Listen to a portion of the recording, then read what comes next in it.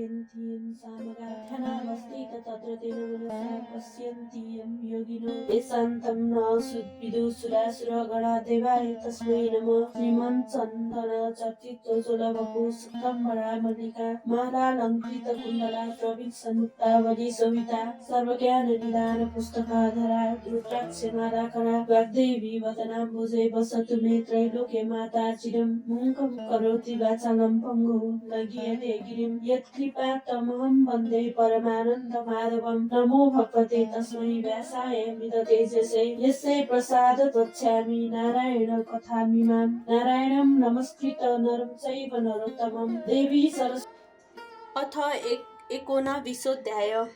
कुमारजी आज्ञा गर्नुहुन्छ हे अगस्त्य मुनि, तिमी ध्यानपूर्वक सुन। यति पातालका कुरा सुनाए। अब मर्त्यमण्डलको कुरा भन्दछु। पूर्वकालमा मर्त्यमण्डलको हिमालयको दक्षिण भागमा ब्रह्मपुर नामको एउटा नगर थियो। त्यहाँका कर्मिष्ठ ब्राह्मणहरू समस्त सम्पत्ति पाई वेद पुराणादि शास्त्र अध्ययन गरेर आफ्ना धर्मकर्मको पालन गरेर बसिरहेका थिए। त्यही एउटा शिवभट्ट नामका अत्यन्त दीन दरिद्र ब्राह्मण पनि थिए। गरिब भएर पनि तिनी लोभ मोह त्यागेका र आफ्नो सत्कर्मको पालना गर्दथे। तिनकी सती नामकी ब्राह्मणी थिइन्।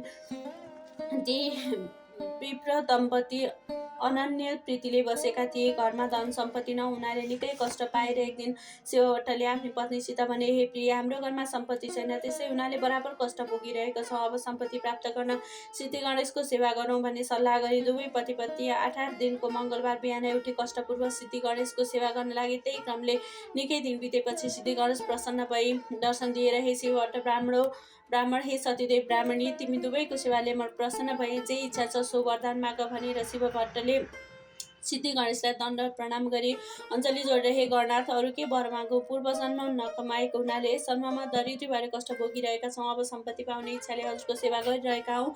सम्पत्ति दिई कष्ट निवारण गरिदिनुहोस् भनी बिन्ती चढाए। अनि सिद्धिविनायकले आज्ञा भयो, हे शिवभट्ट, आजको 8 दिनमा मङ्गलबार बिहान आए मेरो पूजा गर्नु। उसै बेला मेरो मुखेन्जी जो देखौला त्यो घर लगे तसलामा राखी माथिबाट तसलैले छोपिदिनु। 4 दिनपछि छोपेको तसला झिकी हेर्नु, सुन होइरहला अनि त्यसको प्रभावले प्रशस्त सम्पत्ति पाई सुखी हुनेछौ। तिमीलाई सम्पत्ति हुने वरदान दिए। अब आफ्नो घर जाऊ। यति गणेशजीको वचन सुनि शिवभट्ट ब्राह्मण र सती ब्राह्मणले सिद्धिविनायकलाई दण्ड प्रणाम गरे। अनि विनायक अन्तर्ध्यान भएपछि उनीहरू घर फर्केर आए। 8 दिन बितिसकेर मङ्गलबार बिहानै पूजा सामग्री लिएर ती विप्र दम्पति सिद्धिविनायकको मन्दिरमा गएर उनको अगाडि एउटा लड्डु देखे। अनि दुवै पति पत्नीले नित्य जस्तै विनायकको पूजा गरे र त्यो लड्डु घर लगे तसलामाथि राखी तसलैले छोपिदिए। 4 दिनपछि छोपेको तसला झिकी हेर्दा सुनको लड्डु भइरहेको देखि प्रसन्न भएर सुरक्षित गरी राखे। उसै दिनदेखि शिवभट्ट ब्राह्मण उसै सुनका प्रभावले असङ्ख्य सम्पत्ति पाई खुसी भए। 10 गढुले भिक्षा मागेर खाने शिवभट्टले सम्पत्ति पाएपछि एक दिन आफ्नी स्त्रीसँग भने, हे सती, पूर्व जन्ममा दान धर्म गर्न नसकेकोले यस जन्ममा कष्ट भोगे। अब सिद्धिविनायक कृपाले सम्पत्ति भयो। अब यस जन्ममा दान धर्म नगरे अर्को जन्ममा फेरि दरिद्री भई कष्ट पाउनेछौ। अत दान धर्म गरौँ भनी दुवै पति पत्नी नित्य नारायणी गङ्गा स्नान गरी उही हरिहरको पूजा गरेर सुवर्ण आदि अनेक द्रव्य दान गरी घर आउँथे। यसै तानका उनले विष्णुको मन्दिर बनवाए, शिवको मन्दिर तयार गराए, सिद्धिविनायकको मन्दिरलाई जगमग तुलाए, धेरै नै बडा बडा पोखरी खन्वाए, वापीहरू र इनारहरू खनाए। बरका, पिपलका, पाकडा, समीका, आँपका, कटहरका, बडहरका, कटुसका, ओखरका, डुम्रीका, सक्नेताका, चिउरीका, लप्सीका वृक्षहरू रोपाए। निबुवाका, कागतीका, लिचीका, पेडारका बगैँचा लगवाए। ठाउँ ठाउँमा नाना भाँतीका फुलका फुलबारी सजुवाए। गरिब गुरुबाहरूलाई दान दिन भरिभरि धेरै अन्न बाँडे। जताततै राम्रा पाटी पौवा सतल चौतारा बनवाए। बाटामा अनेक ठाउँमा पौशालाहरू रखवाए। ती पौशालाका नगी चाहिँ छायादार पाकडका चापका रुखहरू रोपाए। ती वृक्षका फेदमा बिसाउन चौतारा चिन्वाए। गौघाटका वरिपरि साधु सन्त फक्कर तीर्थयात्रीहरूले बास बस्न धर्मशाला बनवाइदिए, अनेक कुटीहरू बनवाए, तीर्थयात्रीहरूका लागि सदाव्रत खोलिदिए, पाठशाला खोलेर विद्यार्थीहरूलाई पढाउनका लागि गुरु तथा बस्नका लागि छात्रावास अनि खानका लागि भोजनालयको व्यवस्था गरे र त्यस्तै अरूहरू पनि अनेक दान धर्मका कार्य गरे। त्यसै दान धर्म गर्नाले शिवभट्ट ब्राह्मणको सम्पत्ति झन्झन बढ्दै गए। त्यतिखेर एक दिन शिवभट्टले आफ्नी पत्नीसित भने, हे श्री, सम्पत्ति मात्र भएर के गर्ने, हामी वृद्ध भयौँ, हाम्रा सन्तान छैनन्, पछि यो सम्पत्तिको रक्षा को गरिदेला, अत सन्तानको निम्ति फेरि सिद्धिविनायकको सेवा गर्नु। यस्तो सल्लाह गरेर अघि जस्तै 8 दिनमा मङ्गलबार बिहानै सिद्धिविनायकको सेवा गर्न लागे। तिनका निष्पद सेवाले विनायक प्रसन्न भई दर्शन दिएर, हे शिवभट्ट ब्राह्मण, तिम्रो सेवाले म प्रसन्न भई वरदान माग भन्नुभयो। यस्तो कृपा सुनि शिवभट्ट र सतीले अन्जली जोडी बिन्ती गरे, हे गणनाथ, हजुरका कृपाले सम्पत्ति पायौँ तर सन्तान छैनन्, त्यो सम्पत्तिको रक्षा पछि कसले गरिदेला, अझ सन्तान पनि दिनु होस्। तिनको त्यस्तो प्रार्थना सुनि शिव विनायकले आज्ञा भए, हे शिवभट्ट, सन्तान पाउनका लागि तिमीले 3 वर्षसम्म लगालग माघ स्नान गर्नुपर्छ, अनि मात्र तिमीलाई म सन्तान दिन सक्छु। मकर राशिमा सूर्य सरेको दिनदेखि त्यस राशिमा सूर्य रहेसम्म 30 दिनलाई माघ महिना भन्दछन् र ती 30 दिनमा गरिने नियमपूर्वकको नित्य स्नानलाई नै माघ स्नान या मकर स्नान भन्दछन्।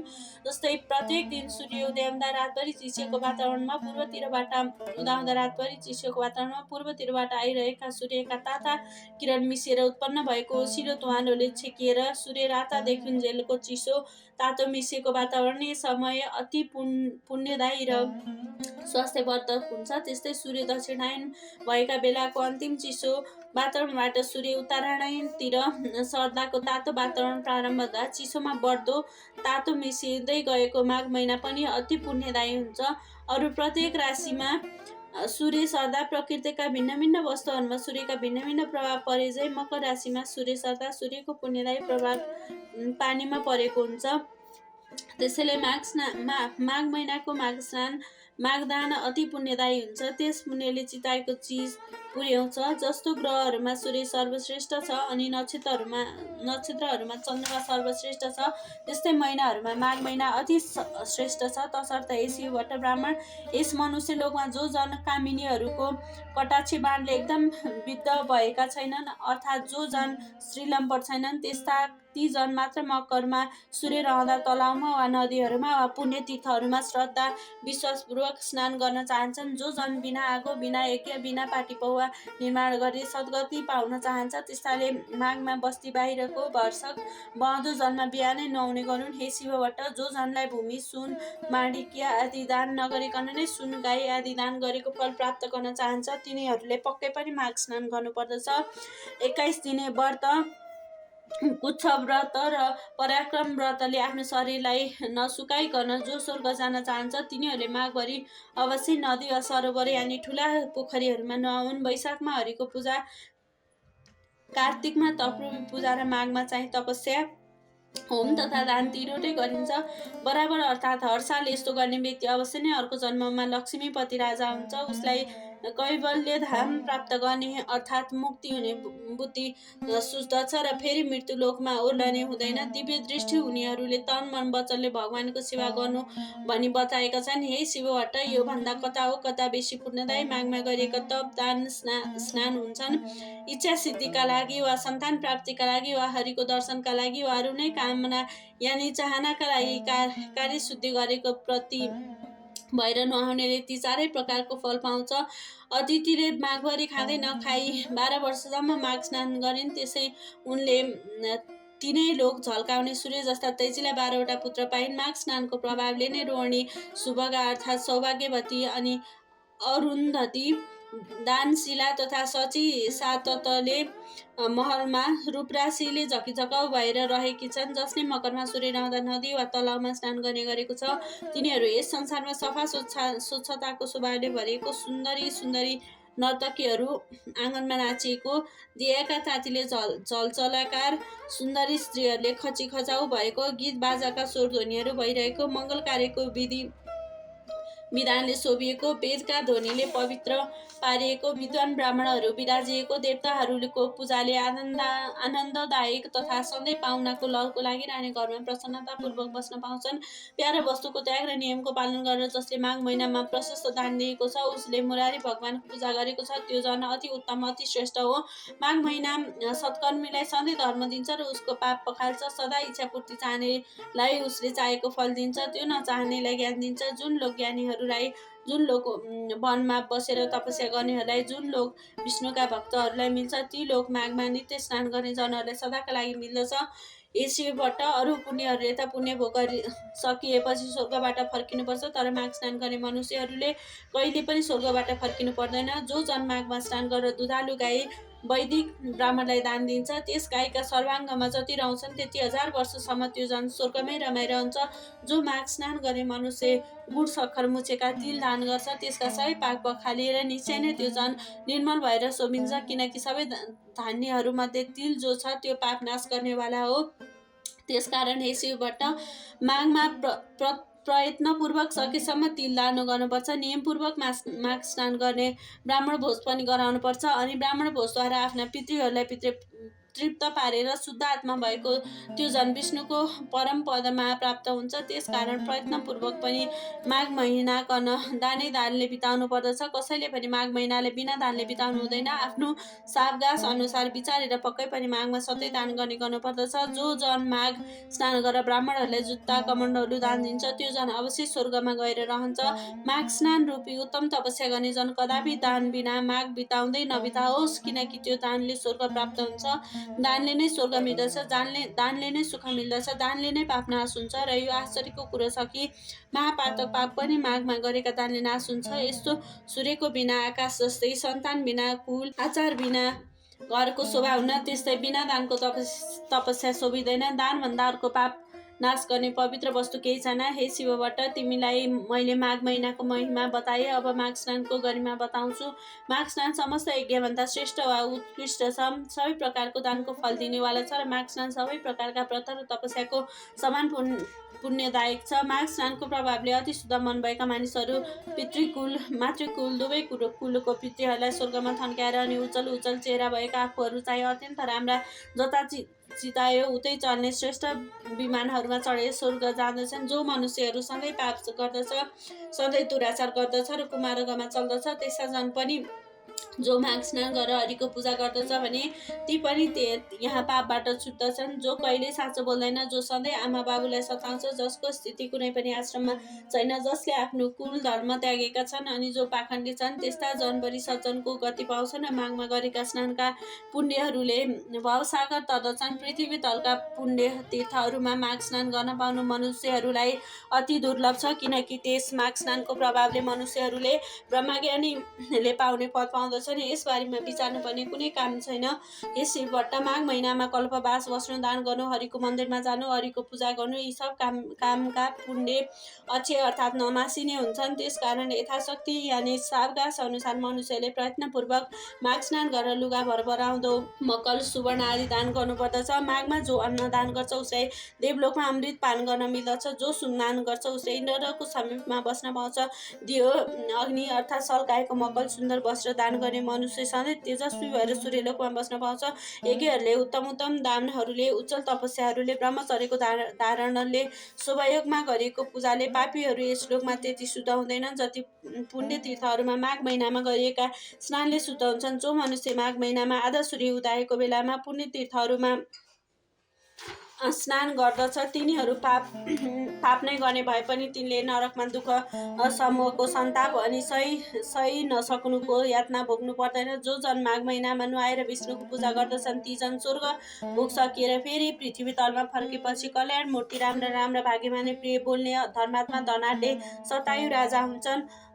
दन्केको आगोमा हालेको काठ समूह जसरी तुरुन्तै भस्मावशेष हुन्छ, त्यसै गरी माघ स्नानले सानो वा ठुलो पापहरूको राशि मिलाउँछ। मनुष्यहरूले शरीरले, बाणीले, मनले पनि जानेर वा नजानेर जो पाप गरेको छ त्यो पाप समूह पुण्य तीर्थमा गरेको माघ स्नानले हृदयमा झल्किएको विष्णुले अज्ञान नाशे चाहिँ सबै डर्दछन् अर्थात् नासिन्छन्। यदि कुनै मनुष्य आफूले गरेका पाप समूहको भोग भोगिरहेको छ र संयोगवश कुनै बेला कुनै पुण्य तीर्थमा एकाएक पुगेर त्यस मनुष्यले माघ स्नान अचानक गरे भने पनि तुरुन्तै त्यसको त्यो पाप समूह नाश भइहाल्छ। यसबारे तिमी आफ्नो मनमा कति पनि सञ्चय नल्याऊ।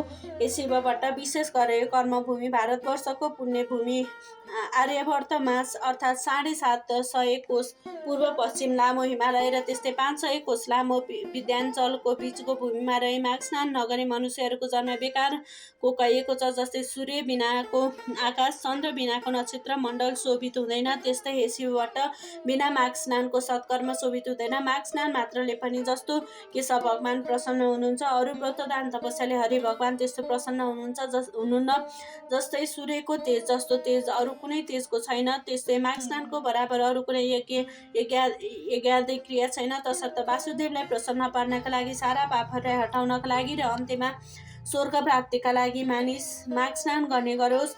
खुब स्याहार गरिएको हृष्टपुष्ट बलियो तर माघ स्नान नगरिएको अशुद्ध र अनित्य निग्न शरीरले के हुन्छ र हड्डीहरूको ढाँचा, नसाहरूले कसिएको, मासुले लिपिएको, छालाले मडिएको, दुर्गन्धीले भरिएको, दिशा पिसाबको पात्र, बुढ्याई, शोक, विपत्तिले व्याप्त, रोगको घर, आतुर, रगत बग्ने, छेड भङ्गुर, सबै दोषको आश्रय, अर्काको उन्नतिले दुखी हुने, अर्काको द्रोह गर्ने, छुच्चो, लोभी, चुगुलखोर, क्रूर, कृतज्ञ, घमण्डी, त्यस्तै क्षणिक अर्थात् केही दिनको मात्र, कहिले तृष्णा पुरा नहुने, अदृष्ट, तिनै दोष, कफ, वात, पित्त भरिएको, अपवित्र वस्तु निकाल्ने, पुवालीयुक्त, तिनै ताप, दैविक, दैहिक, भौतिकले मोहित, स्वभावैले अधर्ममा रत, सयकडौँ तृष्णाले आकुल, काम, क्रोध, लोभ, ईद, नरकका द्वारले व्याप्त, परिणाममा किरा पर्ने, भस्म हुने वा कुकुरहरूको भोजन हुने, यस्तो यो लाछी शरीर यदि माघ स्नान गरिएको छैन भने व्यर्थ छ। पानीमा फोका जस्तै, जन्तुमा पुतली वा धमिरा जस्तै ती माघ स्नान नगर्ने मनुष्यहरू केवल मर्नका लागि मात्र जन्मिन्छन्। हे विष्णु, भगवानलाई नमान्ने ब्राह्मण धिक्कार हो, जोगीहरूको श्राद्ध धिक्कार हो, ब्राह्मण नभएको ठाउँ धिक्कार हो, आचार नभएको कुल धिक्कार हो, घमण्डले युक्त धर्म धिक्कार हो, क्रोधले युक्त तपस्या धिक्कार हो, बिना दृढताको ज्ञान धिक्कार हो, अल्छीको शास्त्र धिक्कार हो, आफ्ना मान्ने जनहरूको श्रद्धा भक्ति नगर्ने नारी धिक्कार हो, त्यस्तै नै गुरुको सेवा नगर्ने ब्रह्मचारी धिक्कार हो, नदन्केको आगोमा गरिएको होम धिक्कार हो, साक्षी बिनाको निर्दोष धिक्कार हो, उपजीविका अर्थात् शरीर व्यापारको जीवन चलाउने कन्या धिक्कार हो, आफ्ना लागि मात्र पकाएको भोजन धिक्कार हो, शूद्रका घरको भिक्षा यानि चन्दाले गरिएको यज्ञ धिक्कार हो, कृपणको धन धिक्कार हो, अभ्यास नगरिएको विद्या धिक्कार हो, प्रजासँग विरोध गर्ने राजा धिक्कार हो, जिउनका लागि गरिएको तीर्थ धिक्कार हो, केवल जीवन चलाउनका लागि गरिएको व्रत धिक्कार हो, झुटो तथा चुगुलखोरी बाणी धिक्कार हो, सन्देहास्पद मन्त्र जप धिक्कार हो, चञ्चल चित्तको वा अन्य मनस्कको जप धिक्कार हो, अवैदिकलाई दिएको धन धिक्कार हो, ईश्वर नमान्ने नास्तिक जन धिक्कार हो, जो अश्रद्धाले गरिएको पारलौकिक अर्थात् परलोक सम्बन्धी क्रिया छ त्यो सब धिक्कार छ। हे शिवभट्ट, जस्तै यस मृत्युलोकमा दरिद्र मनुष्यहरूको जन्म धिक्कार छ, त्यस्तै नै अरू मनुष्यहरूको पनि माघ स्नान बिनाको जन्म धिक्कार छ। जो जन मकरमा सूर्य रहँदा सूर्य नउदाउँदै भोरैमा स्नान गर्दैन त्यो जन पापबाट कसरी छुट्ला र कसरी स्वर्ग जाला र बाहुन मारा, सुन चोरुवा, जाँड रक्सी ढोकुवा, गुरुको खाटमा सुतुवा अनि पाँचौँ त्यस्ताको सद्गत गरुवा जस्ता पापीहरूले पनि प्रत्येक माघमा दिनौँ मकर स्नान गर्ने गर्नाले ऊ पाप रहित हुन्छ। माघ महिनामा सूर्य केही उदाएपछि जो जन पानीमा डुबुल्की मार्छन् ती चाहे ब्रह्म हत्यारा हुन्, चाहे रक्सी घुट्क्या हुन् वा महापतित हुन्, त्यस्तालाई पनि माघ स्नान पवित्र पार्छ। अरू सारा छिटफुट पापहरू र ठुल्ठुला महापातकर्ता ब्रह्म हत्या, चोरी, मद्यपान, गुरुपत्नी गमन र यस्ताको संसर्ग रूप पाप पनि यी सबै नै माघ स्नान गर्ने मनुष्यका भस्मीभूत हुन्छन्। माघ महिना आउन लागेको बेलामा सारा पापहरू थरथर काप्न थाल्छन्। यदि कसैले बहँदो पानीमा माघ स्नान गर्यो भने तब उसका सारा पापहरू नासिन्छन्, हामी उसका शरीरबाट बाहिरिन्छौँ अनि हामीहरू कहाँ बस्ने। यो माघ महिना त हाम्रो नाशकाल हो भन्ठानेर माघ महिनामा स्नान गर्न लागे लागेको मान्छे देखेर दुखी हुन्छन्। माघ स्नानले पाप खारिएका उत्तम मनुष्यहरू आगो चाहिँ चहकिन्छन्। माघ स्नानले सारा पाप छुटेका मनुष्यहरू मेघबाट मुक्त भएको चन्द्रमा चाहिँ चम्किन्छन्। गिलो सुकेको सानो ठुलो वा बाढी मन कर्मले गरिएको सबै पापले माघ स्नानले नै आगोले संविधालाई चाहिँ डढाइदिन्छ। जो पाप देखा जाला भनेर प्रमादवश गरिएको छ र जो पाप जानेर वा नजानिकन गरेको छ ती सब पापहरू मकरमा सूर्य रहेको बेलामा गरेको माघ स्नानले नै नासिन्छन्। माघ स्नानले निष्पापीहरू स्वर्ग जान्छन्। पापीहरू पाप खारेर पाप रहितका पवित्र हुन्छन्। हे शिव भट्ट, माघ स्नानका प्रभावले यी सब कुरा हुनमा कुनै सन्देह छैन। जसरी विष्णु भक्तिमा सबैको अधिकार छ र उसै गरी माघ स्नान गर्न पनि सबैको अधिकार छ। माघ सबैलाई स्वर्ग दिने र सबैको पाप नाश गर्नेवाला हो। यही ठुलो मन्त्र हो र यो नै ठुलो तपस्या हो। यो माघ स्नान नै पाप निखार्ने अति उत्तम ठुलो प्रायश्चित हो। मनुष्यहरूको जन्म जन्मान्तरको अभ्यासले मात्र माघ स्नानमा श्रद्धा भक्ति हुन्छ। हे शिव भट्ट, जसरी जन्म जन्मान्तरको अभ्यासले मात्र अध्यात्म ज्ञानको प्राप्ति हुन्छ त्यसै गरी संसार रूपी हिलाको लेप पखाल्नु निपुण यो श्रेष्ठ माघ स्नान पवित्रहरूलाई पनि अझ पवित्र पार्ने हो। हे शिव भट्ट ब्राह्मण, हिमालयको दक्षिणी पहाडी प्रान्तमा रहेको त्यस गौघाटमा गरिएको माघ स्नानहरूले सारा पाप हट्दछ। सात जन्मेदेखि थुप्रिएको पाप र वर्तमान जन्ममा गरिएका भयङ्कर पापकन पनि नाश पारिदिन्छ। मुनिहरू जुन पापको प्रायश्चितै छैन भन्छन् त्यस्तो पाप पनि पुण्य तीर्थहरूमा गरिएको माघ स्नानले नाश हुन्छ। जो जनश्रद्धाले मानसरोवरमा माघभरि बसी त्रिकाल स्नान गर्दछ त्यो जन त मुक्त नै हुन्छ। अच्छोदमा माघभरि स्नान गर्नाले इन्द्रलोक प्राप्त हुन्छ। बदरिकाश्रममा माघभरि स्नान गर्नाले निष्पाप होइन्छ। नम्रदामा माघभरि नुहाउनाले सकल पाप नाश हुन्छ, दुःख नाश हुन्छ, चिताएको फल पाइन्छ, मरेपछि शिवलोकको बास पाइन्छ। यमुनामा माघभरि स्नान गर्नाले सारा पाप नासी सूर्यलोकको प्राप्ति हुन्छ। सरस्वतीमा माघभरि नुहाए भने सारा पाप नासिएर मरेपछि ब्रह्मलोकको बास पाउँछ। विशालामा माघभरि स्नान गर्नाले चिताएको कुरो प्रशस्त पाइन्छ र त्यस स्नानले पापरूपी दाउराको खलियोलाई डढेर जङ्गललाई चाहिँ भस्मीभूत पार्छ र गर्भवासको ओहोर दोहोरको फेरोलाई पनि समाप्त पारेर मुक्ति नै दिलाउँछ। गङ्गाजीमा गरिएको माघ स्नानले विष्णुलोक मिल्छ अथवा धेरै वर्षसम्म स्नान गरिरहे मुक्ति नै पनि मिल्छ भनिएको छ।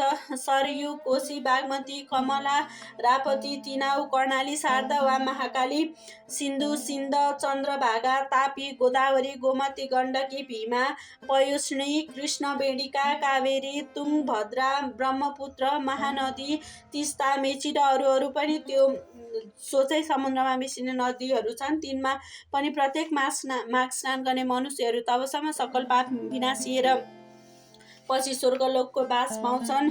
नैमिषारण्यमा प्रतिवर्ष माघ स्नान गर्नाले विष्णुको समीपको बास र पुष्करमा माघभरि स्नान गर्नाले ब्रह्माजीको नजिकमै बस्न पाइन्छ। कुरुक्षेत्रमा माघभरि स्नान गर्नाले इन्द्रका लोकमा बास पाउँछ र देवदहमा माघभरि स्नान गर्नाले योग सिद्धिको फल पाइन्छ। मकरमा सूर्य रहन्जेल प्रभास तीर्थमा गरिएको माघ स्नानले रुद्रको गण हुन पाइन्छ। देवकी अर्थात् भौकीमा गरिएको माघ स्नानले देवताको जन्म पाइन्छ। त्रिशुलीमा गरिएको माघ स्नानले कैलाशको बास पाइन्छ। गोमतीमा माघभरि गरिएको मकर स्नानले फेरि जन्मिनु पर्दैन। हेमकुटमा महाकालमा ओङ्कारमा अमरेश्वरमा नीलकण्ठको जलमा माघभरि माघ स्नान गर्नेले रुद्रको लोकमा ऐश्वर्यशाली भएर बस्न पाउँछ। कुनै पनि तीन नदीहरूको सङ्गममा माघभरि नुहाउने गरी आफ्ना इच्छा पूर्ति हुन्छन्। जीवनमा दुःख आइपर्दैन। तर हे शिव भट्ट, गण्डकी, घौकी, त्रिशुलीको सङ्गम भएर नारायणी बनेको घौघाटको त्रिवेणीमा र गङ्गा, यमुना, सरस्वती मिलेको सङ्गम स्थान प्रयागको त्रिवेणीमा त भाग्यमानीहरूले मात्र माघभरि मकर स्नान गर्न पाउँछन्, किनकि त्यहाँको त्रिनदी मिश्रित स्थलको जल मुक्तिदाता र स्वर्गदाता अनि कल्याणदाता पनि छ। हे शिव भट्ट ब्राह्मण, स्वर्गमा रहने देवताहरू पनि घौघाटको त्रिवेणीको र प्रयागको त्रिवेणीको महिमा बखानी रहन्छन्, जहाँ मकरभरि स्नान गर्ने मनुष्यहरूले अन्तमा विष्णुलोकको वा देवलोकको बास पाउँछन्। जो मनुष्यहरू यी दुवै त्रिवेणी मध्ये एकमा रहेर माघभरि नै सङ्गम स्नान गर्दछ भने ती जन धेरै धेरै पापी भए पनि तिनले नर्क देख्नु पर्दैन, तिनीहरू सरासर वैकुण्ठ वा स्वर्गमा जान्छन्। किनकि हे शिवभट्ट, उहिले ब्रह्माजीले तराजुको एकापट्टिको पलडामा समस्त तीर्थहरू, व्रतहरू, दानहरू, तपस्याहरू, यज्ञहरूका पुण्यफललाई र अर्कापट्टिको पलडामा घौघाटमा गरिएका माघ स्नानहरूको पुण्यफललाई राखेर तौले वा माघ स्नानको पुण्यफल नै भारी भयो।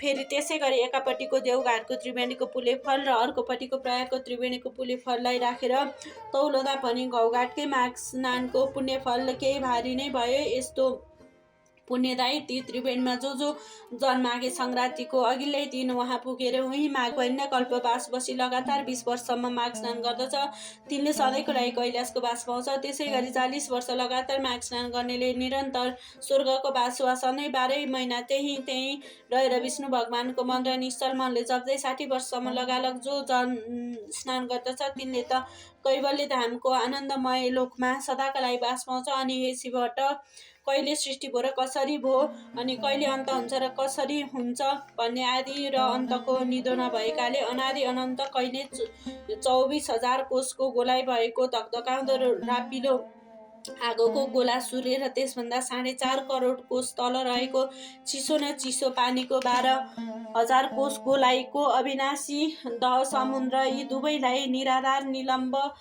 आकाशमा आफ्नै धुरी र वृत्तमा नियमित रूपले नियममा राखी अडाइरहने त्यो कुन शक्ति हो भन्ने सोची त्यो शक्तिलाई ठम्याई त्यसलाई जान्नु नै ज्ञान हो र त्यो सत्य शक्तिलाई जान्न वेदविहित सत्मार्गमा चल्नु नै सनातन प्रमुख धर्म हो। हाम्रा चालु आँखाले प्रकाशलाई र प्रकाश परेका तर नछेकिएका वस्तुलाई भ्याएसम्म देखे चाहिँ यिनै सूर्य र समुद्रका बीचको आकाशमा रहेका तर यी आँखाले नदेखिने किन्तु मनुष्य मात्रको नाकको फेद भएको भ्रिकुटीको भित्र शक्ति रूपले रहेको त्यो दिव्य दृष्टि, जुन विराट स्वरूपको दर्शनका लागि एकछिन मात्र श्रीकृष्णले आफ्नो योग बलले अर्जुनको दिव्य दृष्टि गर्न उगारिदिए चाहिँ आफ्नै तपस्याले उगारिएका दिव्य दृष्टिले मात्र देखिने स्वर्ग नर्क आदि लोक देख्नलाई चाहिने, कहिलेकाहीँ यिनै आँखामा झिलिक्क गर्ने दिव्य दृष्टि उगार्न गरिने सो प्रयास नै तपस्या हो र त्यस तपस्यामा चाहिने साधन सूर्य तेजमा अविचल मन अडाइ राख्ने ध्यान नै योग हो।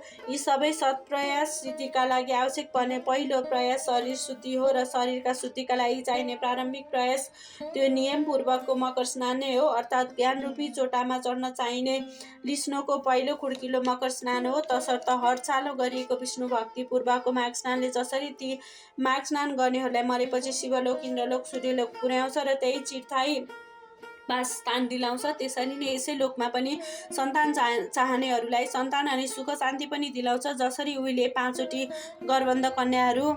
गन्धर्व कन्याहरू आपसका सरापले प्राप्त भएको कठिन पापको फल पिचास भएर भोगिरहेका थिए। पछि लोमस ऋषिको उपदेश रूपी बाणीले नै माघ महिनामा गरिएको त्रिवेणी स्नानको प्रभावले ती गन्धर्व कन्याहरू सरापबाट आश्चर्यसित छुटेर अनि उसै बटुक प्रसिद्ध केटासँग बिहे भएको 7 वर्षसम्म पनि सन्तान नभएर पिरिएका तिनीहरूलाई पछि फेरि लोमसले नै 3 वर्षसम्म 3 छाडे दह अछोतमा लगालग नियमपूर्वक मकर स्नान गराए। तब तिनीहरूले 3 वर्ष बिराएर घ्यालघ्याल्ती छोराछोरी पाएका थिए। यो आश्चर्य लाग्दो कथा पनि सन्तान चाहिने तिमीलाई अर्को मङ्गलबार म सुनाइदिनेछु। इति श्री स्कन्द पुराणे केदारखण्डे माघ महात्म्ये कुमार अगस्त्य संवादे श्री स्वस्थानी परमेश्वरी व्रत कथायां माघ मास महिना वर्णनम नाम 19 उपनयन्तु मङ्गलं वो सकल जगन्मङ्गलालये श्रीमान दिनकर किरण निवेदित नवनलिन दल निवेक्षण कृष्ण काले वर्षतु पर्जन्ये पृथिवी सस्यशालिनी देशोऽयं शोभरहितो ब्रह्मणा सन्तु निर्भया अपुत्रा पुत्रिण सन्तु पुत्रिण सन्तु पौत्रिण निर्धना सदना सन्तु जीवन्तु शरदां सत्तम तत्रैव गङ्गा यमुना च तत्र गोदावरी सिन्धु सरस्वती च तीर्थानि सर्वाणि वसन्ति तत्र यत्राच्युतोत्तार कथा प्रसंग या कुन्देन्तु सारहार धवला या शुभ्रवस्त्रावृता या वीणावरदण्ड मण्डिता करा या श्वेत पद्मासना या ब्रह्माच्युत शङ्कर प्रवृत्ति हृदये सदा वन्दिता सामा पातु सरस्वती भगवती निशेष जड्यापाः कायेन वाचा मनसेन्द्रियैर्वा बुद्धात्मना वा प्रकृति स्वभावात् करोमि यत् सकलं परस्मै नारायणायेति समर्पयेत। श्री स्वस्तानि देव्यार्पणमस्तु। ओम जय श्री स्वस्तानि परमेश्वरी माता।